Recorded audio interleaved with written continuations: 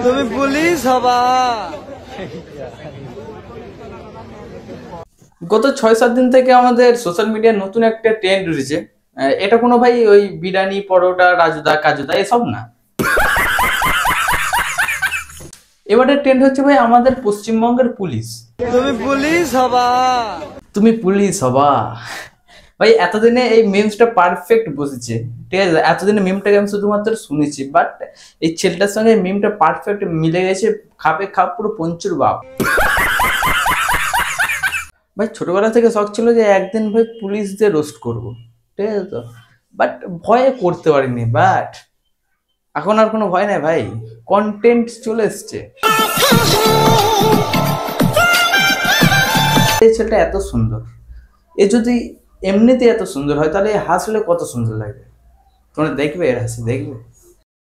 आइए देखते हैं, मजा आएगा। না না, দেখে না, চালিয়ে দিচ্ছি, দেখে নাও, দেখে নাও।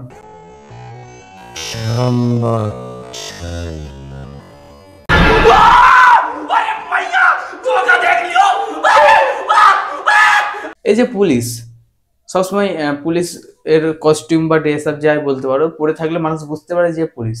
বাট দাদা যখন বাড়িতে হাফ প্যান্ট আর গেঞ্জি পরে থাকে তখন তো আর কেউ বুঝতে পারবে না যে পুলিশ। সেই জন্য দাদা আবার নিজের গেঞ্জির পেছনে লিখে রেখে দিয়েছে পুলিশ। প্যান্টটাও লিখে দিতে পারতেন, এই পাশায় তুমি পুলিশ, এদিকে হবা তুমি পুলিশ হবা।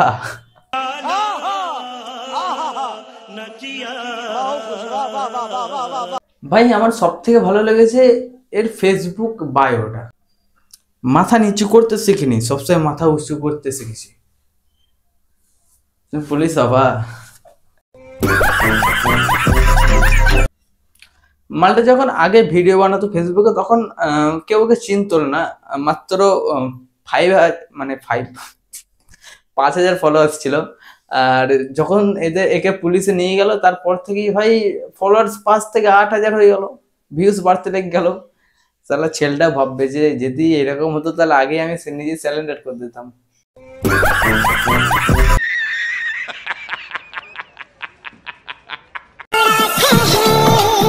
না তোমরা এক কথা, এত সুন্দর মুখ, পুরো হাড়ির তলার মতো।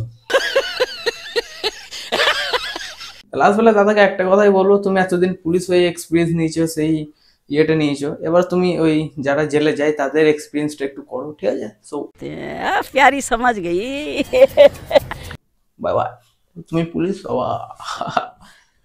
ভাই সাহেব সাবস্ক্রাইব করে দাও ভাই গাইস, বাই বাই।